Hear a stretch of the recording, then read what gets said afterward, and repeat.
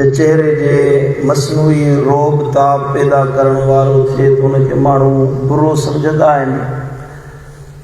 उन शख्सियत जे निखार जे लाइ मदीने वारे साईं सेखारियो आहे त तव्हां घणेई ॻाल्हाइण जी आदत खे ख़तमु करे ख़ामोशी इख्तियार करण वारा बणिजी वञो। घणो ख़ामोश रहो, ख़ामोशी इख्तियार कयो। जॾहिं ज़रूरत पवे त ज़रूरत आहर ॻाल्हायो, एतिरो ॻाल्हायो जेको ज़रूरत आहे। माण्हू खे ॻाल्हि सम्झाइणी आहे ओतिरी ॻाल्हि कयो, न त ख़ामोश रहो। ऐं ख़ामोशी बि डिघी ख़ामोशी इख्तियार कंदा कयो। घणे वक़्त ताईं ख़ामोश रहो त इन सां अल्लाह ताला तव्हांखे ख़ुशियुनि जा अंबार अदा करे छॾींदो। कचहरियुनि में रिश्तेदारनि जी कचहरी में या मिटनि माइटनि सां ॻाल्हाइण में इतिफ़ाक़ थींदो आहे, को अहिड़ो जुमिलो निकिरी वञे उहो सालनि ताईं माइट वेठा हुनखे ॻाईंदा आहिनि। हालांकि तव्हांजी नियत बि न हुजे, पर उहो घणी गुफ़्तगू जो थी वई त उहा अहिड़ी दिलि खे असरअंदाज़ थी वई जंहिंसां बीछा पैदा थींदा, जुदायूं पैदा थींदियूं, माण्हू हिक ॿिए खां अलॻि थी वेंदा। इन जे करे साईं करीम सल्लल्लाहु तआला अलैहि वसल्लम जी तालीमात मां ख़बर पवे थी त ख़ामोशी इख्तियार कयो। ख़ामोशी में तव्हांजे लाइ ख़ुशी बि आहे, इज़त बि आहे। हज़रत सैयदना मुआज़ बिन जबल रज़ियल्लाहु तआला अन्हु के मदीने वाले साईं नसीहत फरमाई त या मुआज़ अंत सालिमुन मन सकत फइज़ा तकल्लमत फअलैक औलक। ए मुआज़, जेसिताईं तू ख़ामोश आहीं उन वक़्त ताईं तू सलामत आहीं। जेसिताईं तू चुप कयो वेठो आहीं एसिताईं तू सलामत आहीं।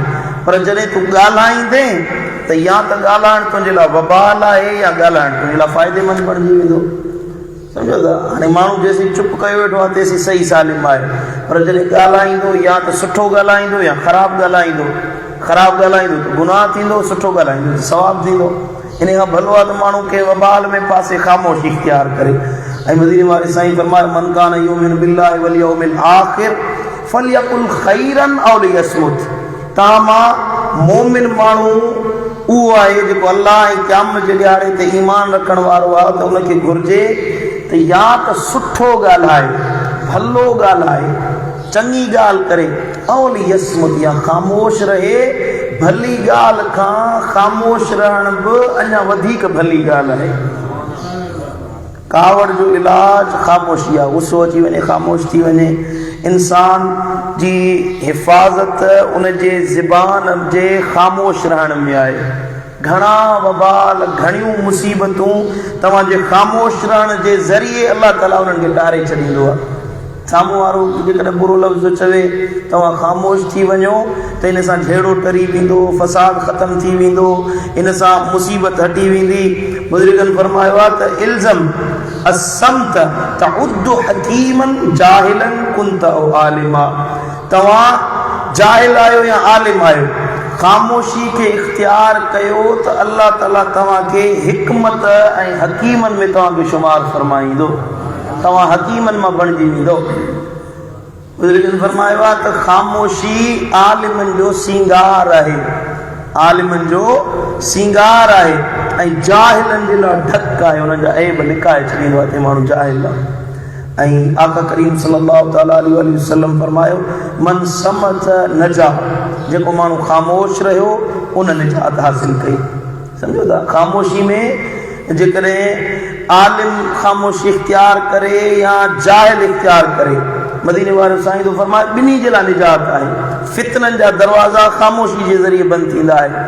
बल्कि ख़ामोशी रुगी ख़ामोश रहण या पंहिंजी ज़ात जी शख़्सियत खे निखारण जे लाइ न आहे, बल्कि ख़ामोशी ऐन अल्लाह जी इबादत में शुमार आहे। तव्हां ख़ामोश रहो, अल्लाह जे ख़ातिर चुप रहो, अल्लाह जे ख़ातिर ख़ामोशी इख्तियार कयो त इहो चुप रहण बि तव्हांजे लाइ इबादत आहे। इमाम बैहक़ी रहमतुल्लाह अलैह पंहिंजी किताब शुअबुल ईमान में इहा हदीस मुबारक आंदी आहे। साईं करीम सल्लल्लाहु अलैहि वसल्लम फरमायो, तवज्जो सां हदीस ॿुधो, मक़ामुर रजुल लिसमति अफ़ज़लु मिन इबादतिन सित्तीन सना। जेको माण्हू ख़ामोश रहे, इन जो ख़ामोश रहण उनके अल्लाह ताला जे तरफां 60 सालन खां बि वधीक इबादत वारी फज़ीलत अता कंदो आहे। ओड़ा 60 साल माण्हू इबादत करे, हेॾा अल्लाह जे ख़ातिर ख़ामोश रहे, चुप रहे, त अल्लाह ताला उनखे 60 सालन जी इबादत जेतिरो अजर ऐं सवाब अता फरमाए। सुभान अल्लाह।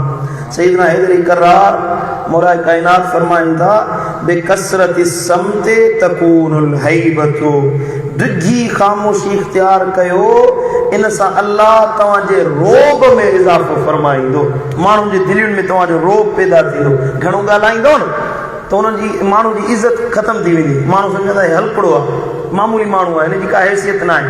पर जॾहिं ख़ामोशी इख्तियार कंदो, चुप रहंदो, त माण्हुनि जे दिलि में तव्हांजो रोब वेही वेंदो। इन सां इज़त पैदा थींदी आहे। मुंहिंजा दोस्तो, ख़ामोश रहण जी आदत बणायो, घणो न ॻाल्हायो, घणी गुफ़्तगू न कयो, अजाई कचहरी वेही कयो, अजाई यख वेही माण्हू हाणे अजाई गुफ़्तगू वेही करे उन में वेठो माण्हू जी गिला करे, कंहिंखे तानो ॾे, कंहिंखे मेणो ॾे, कंहिंजी इज़त उछाले, कंहिंजे थोरो थपे, कंहिंजे मथां अहसान वेठो जताए, हुन माण्हू जी वेठो ॻाल्हि करे, न अल्लाह जी न अल्लाह जे रसूल जी। असांजी कचहरियुनि जो 90% जेको माहौल ऐं मवाद आहे उहो पराई गीबत या ॿियनि जे बारे में ॻाल्हाइण ते मुश्तमिल आहे। पाण अंदाज़ो लॻाइजो, तजुर्बो करे, जेॾी महिल कचहरी में वियो न, गौर फ़िक्र करे ॾिसजो, असांजो 90% कचहरियुनि जो माहौल ॿियनि जे बारे में हूंदो आहे। फलाणो अहिड़ो आहे, फलाणो अहिड़ो आहे, फलाणो हीअं, फलाणो हीअं।